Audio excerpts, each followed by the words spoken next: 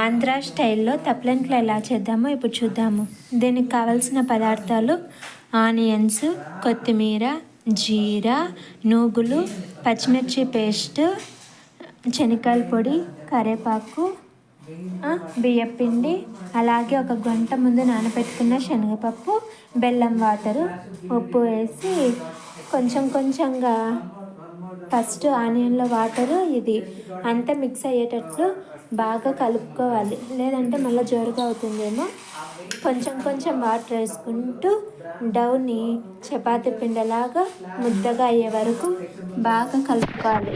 ఎంతసేపు కలుపుకుంటే పగుళ్ళు రాకుండా చీలిపోకుండా నీట్గా వస్తాయి.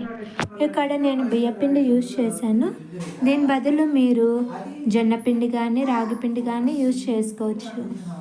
ఇంకా ప్రోటీన్స్ బాగుంటాయి.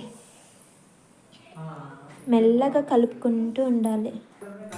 ఈజీగా చేసుకోవచ్చు. స్నాక్ లాగా కూడా వేయచ్చు. పిల్లలకి ఎంతో రుచికరంగా ఉంటాయి.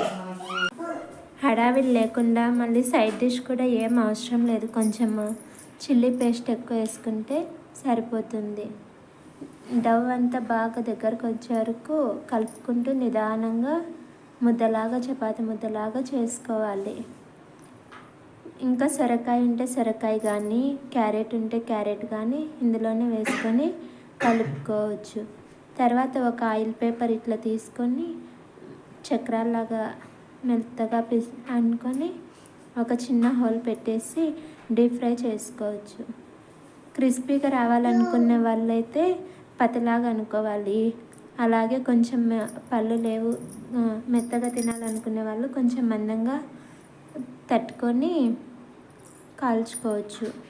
గోల్డెన్ బ్రౌన్ కలర్ వస్తేనే పక్కకు తీసుకొని ఎంతో రుచికరలాడే తప్లెంట్లు ready. Thank you for watching.